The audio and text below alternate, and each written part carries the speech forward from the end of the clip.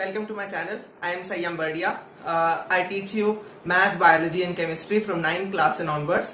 Today I am going to teach you the first chapter of biology of class 9, that is the fundamental unit of life.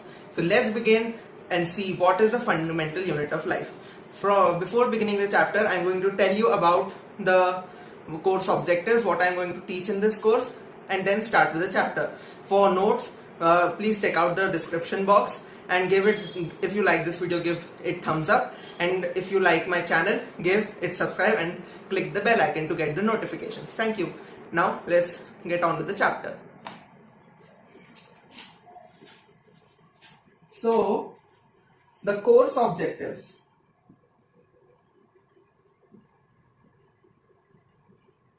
Course objectives for this chapter is, first I am going to tell you about the history, or I can say as discovery of cell.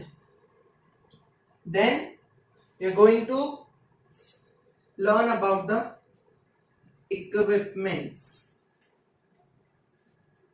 used to study. Okay. For this video, these are the two course objectives. So let's begin with the chapter. Okay.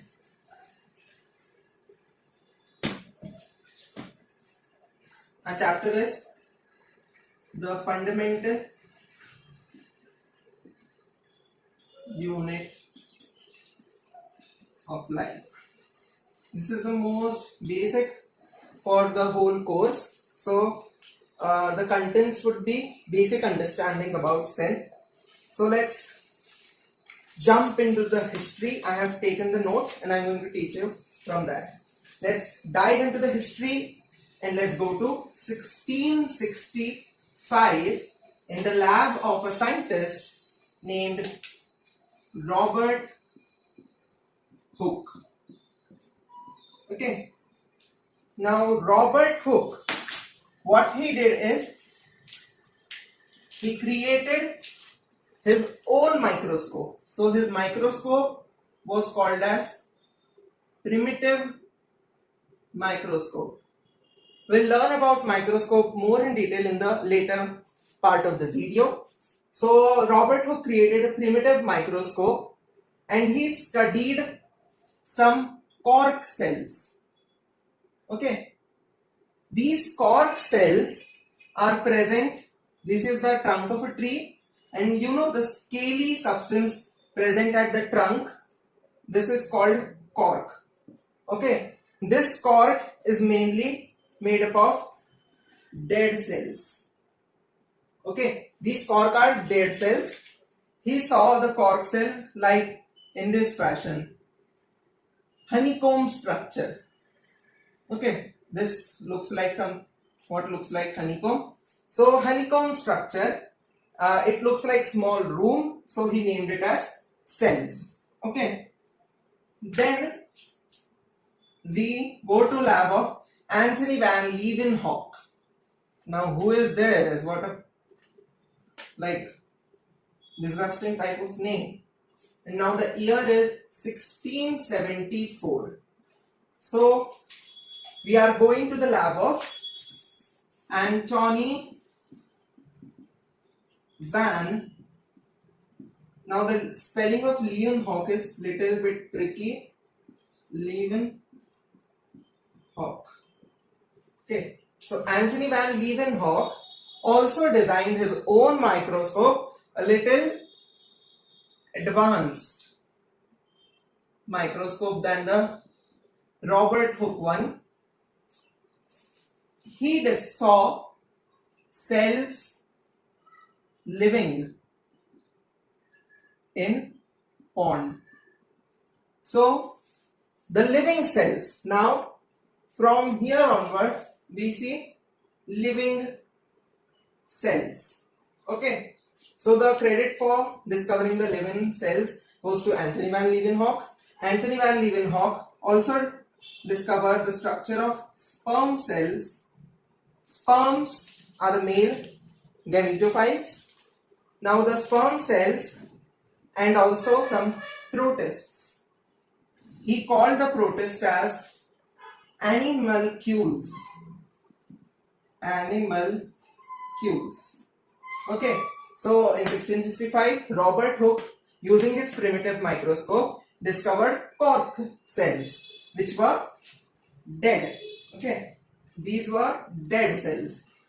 In 1674, Anthony van Leeuwenhoek used the advanced microscope and discovered some living cells and also some sperms and protists. Now we dive into 1831 to the lab of scientist Robert Brown. Okay, who? Robert Brown. Okay, now Robert Brown, using microscope, discovered nucleus. Nucleus is considered to be the brain of the cell. So he discovered nucleus. Now the timeline goes ahead, and in 1839, a scientist named Purkinje discovered something called as protoplasm. We'll learn about protoplasm in later videos. So he discovered protoplasm. Then comes in 1838 and 1839, two scientists called Schleiden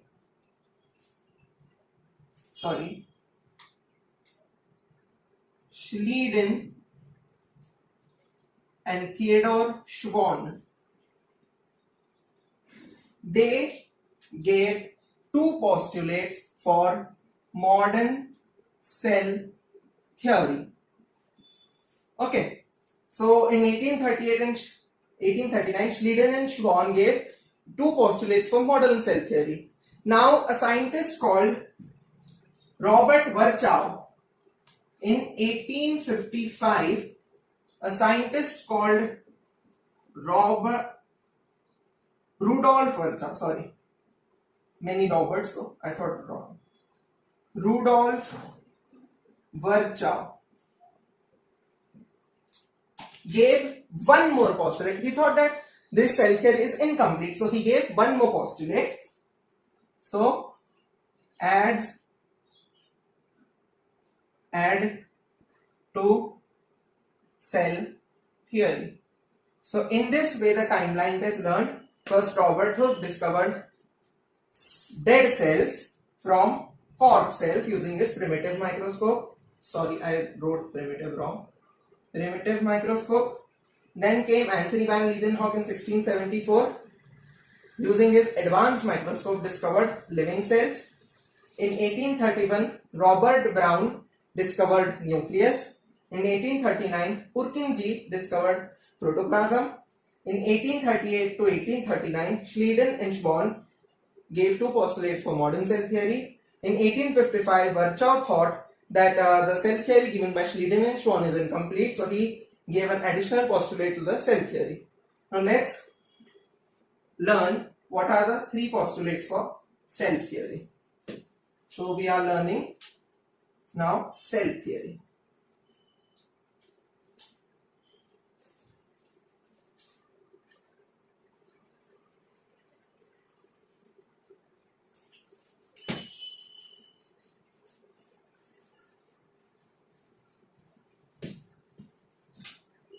So let's continue with microscopes. So what is microscope? Let's start with the definition of microscope. What is microscope? Microscope is a instrument used to magnify objects too small to see by naked eyes. So microscopes are the instruments that is used to magnify the objects which are too small to see by the naked eyes. Now we learn two types of microscope. light microscope and light microscope and electron microscope. We'll first learn about types of light microscope, then we'll go to electron microscope. The first type of light microscope is simple light microscope. It is simple. Okay, so it uses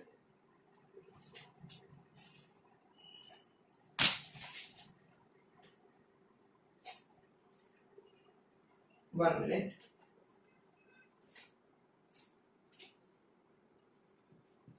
Uses visible light. It uses visible light as its light source to magnify the objects. It has only single lens. Okay. Simple light microscope uses visible light and has a single lens. Now, compound light microscope. The compound itself suggests that it has multiple different things. So, compound light microscope, it also uses visible light. It also uses visible light, okay, but it has multiple lens. Okay, so both the light microscope uses visible light as a source, but simple light microscope has single lens and compound light microscope has multiple lenses. Now, the second type of microscope is electron microscope. Electron microscope uses beams of electrons. The name of itself suggests it has to do something with electrons. So it uses beams of electron to magnify object. The sole purpose of microscope is to magnify the object. So there are different types. First is light, second is electron microscope. The light microscope has two types, simple light microscope and compound light microscope. Simple light microscope uses visible light and has single lens. In compound light microscope, it also uses visible light but has multiple lenses. The multiple lenses, in sense, it has different resolution wale lenses and different magnifying power wale lenses. Now, I just use the word resolution and magnification. What are these? I heard this first time. Now, what are these? These are some terms useful for understanding the working of microscope. Now, what were the terms? Recall it. They are magnification and resolution. So, the first is magnification and the other one is resolution. Okay. Magnification is nothing but measure of how much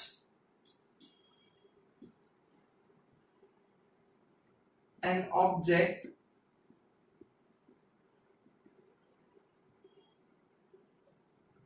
appears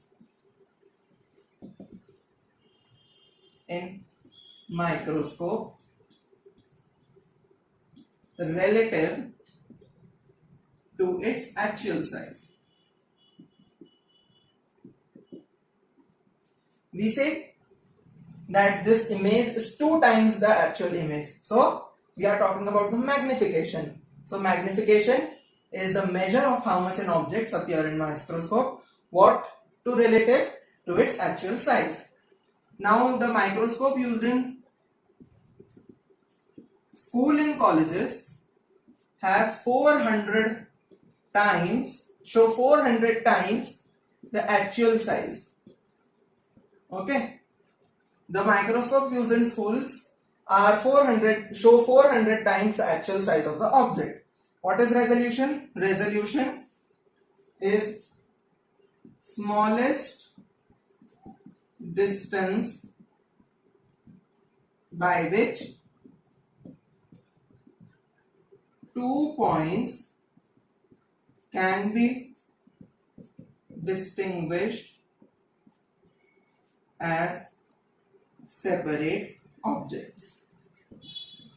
Okay, you cannot understand this now, you will be understanding this in grade 11. So let's go on to difference between light microscope and electron microscope.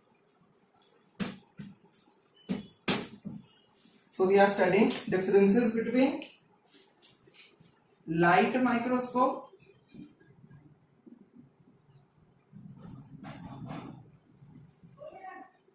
and compound microscope.